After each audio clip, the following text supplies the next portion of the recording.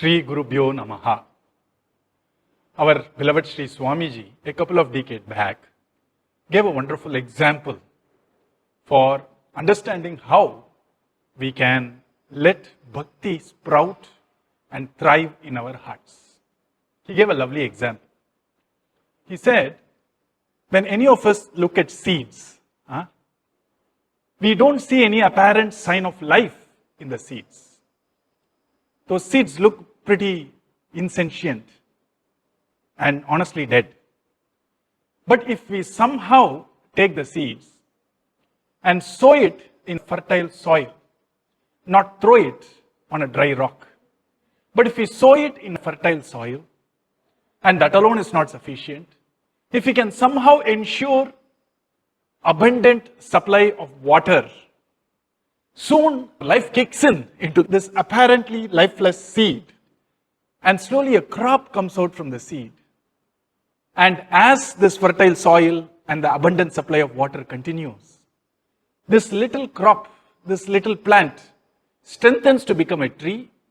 It soon flowers and yields fruits which are sweet and nutritious, which is the purpose of the seed to start with. Likewise, our Swamiji says, each of us, humans, have the seed of bhakti in us.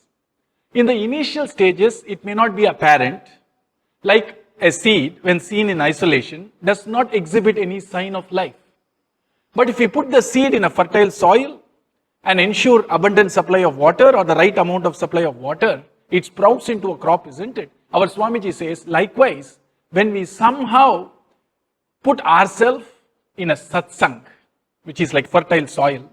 So when we put ourselves in a fertile soil of satsang, and we are fortunate to have the abundant water supply of a guru's kripa, this apparently non-existent seed of bhakti sprouts into a small plant, yielding the flower of what is called as dispassion or vairagyam, and finally yielding the fruit of wisdom or jnana, which is realization of myself and realization of Bhagavan, the Paramatma. And what is vairagya or what is dispassion? Dispassion is nothing but understanding and making the right choices and decisions, which actually helps us in the path of spirituality. And it is clearly avoiding practices, words, behaviors which are actually spiritually harmful to us. That's called vairagya. Viragam means non-attachment.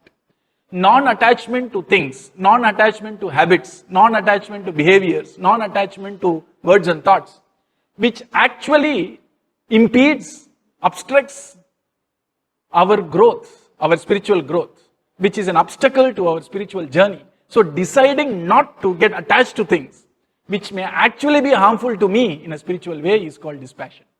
So, the essential requirement for a satsang and Guru Kripa for spiritual development has been very beautifully shown by our beloved Guru Maharaj a couple of decades back, saying that the seed of bhakti sprouts into a plant only when it comes in association with the fertile soil of satsanga, officiated by Guru Kripa, which is like water to nourish this little crop of bhakti.